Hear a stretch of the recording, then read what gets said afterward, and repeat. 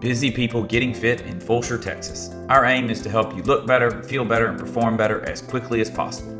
I'm your host, Bryan White with Blue Eagle Fitness and Nutrition. Welcome. Hey, what's up, everybody? My TikTok feed is full of history videos, personal growth / motivational videos, and then videos from fitness influencers who have all of these wonderful ideas about how we should and should not be training.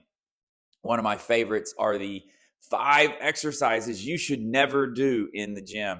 So here are 5 exercises you should never do in the gym. And when I say never do, if you can't see me, I'm putting them in air quotes, because here are the reasons why we do these 5 exercises you should, quote unquote, never do in the gym. The first is a burpee. And by the way, these influencers, you can tell, have never done these things and are, for the most part, somewhat incapable of doing these things. But for us, a burpee is a controlled fall to the ground, and then we're going to get up from the ground. So when I think about what do I want in my life, what do I want in your life, if you're one of my clients, I want you to be able, if you stumble, if you trip, I want you to be able to control your fall down to the ground. And then I want you to be able to get yourself up from the floor. I mean, that is exactly what a burpee is. And when we can practice that, if we can go fast, if we can go hard, then we're actually making it easier for us, because when we're walking down the street or for whatever reason, or walking the dog and we stumble and fall, in that split second, I want you to have the body awareness to catch yourself in a safe position, without breaking your arm or dislocating your shoulder or breaking an ankle.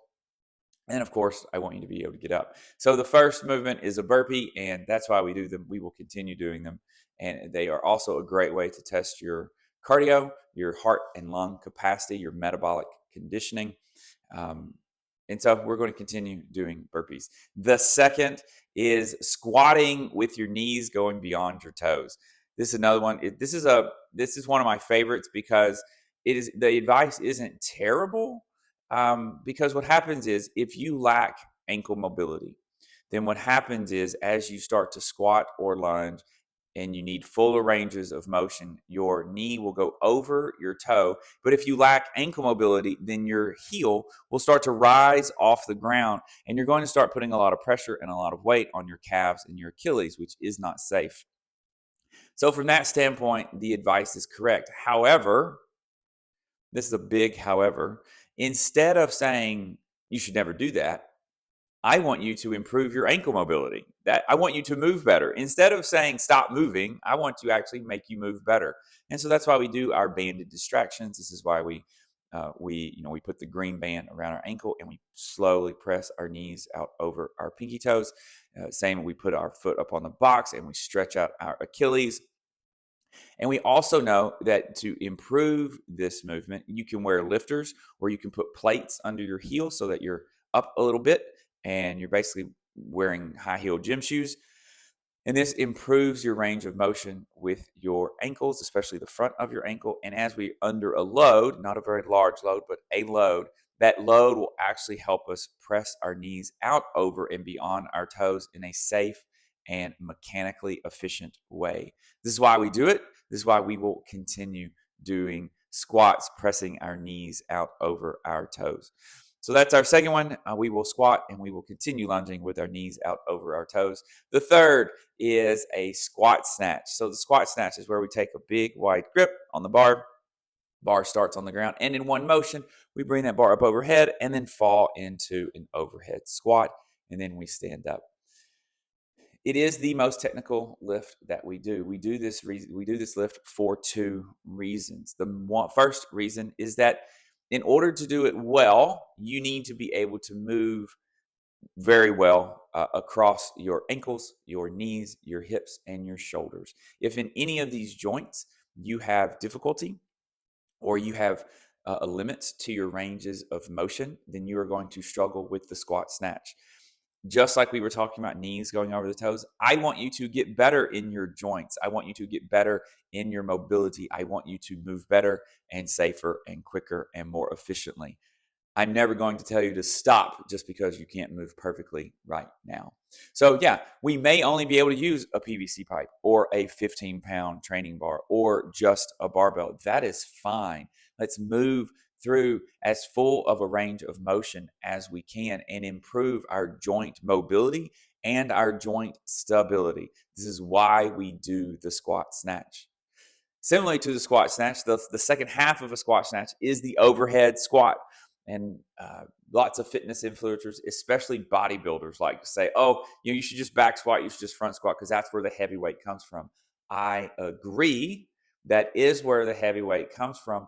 But again, I want you to live a longer, happier, healthier life where you can move pain-free through a full range of motion. These bodybuilders all struggle to get their hands up over their heads, like I'm doing right now. Their hands up over their heads with, if you can see me from the side, with their elbows in line with their ears, right? They don't have that range of motion. And so then they just say everyone should be like me. We should just all be big and strong with a lacking range of motion. And I disagree.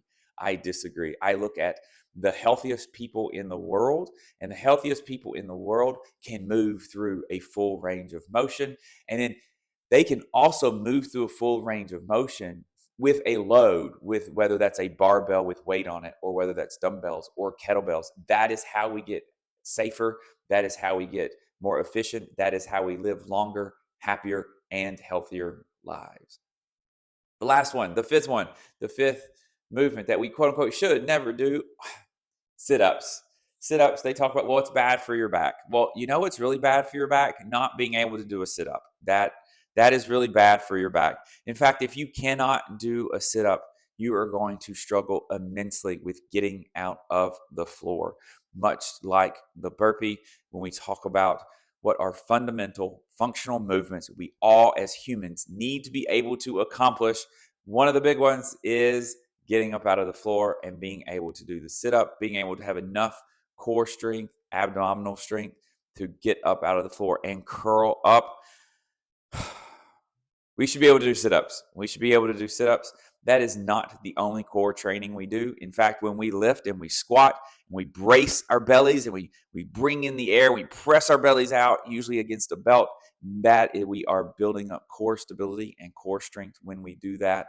But we also need to be able to squeeze our tummies, squeeze our abs, use our abdominals, use our obliques to curl us up, to help us get out of the floor and also put us in very safe positions. So 5 movements we quote unquote should never do, and all the reasons why we will continue doing them.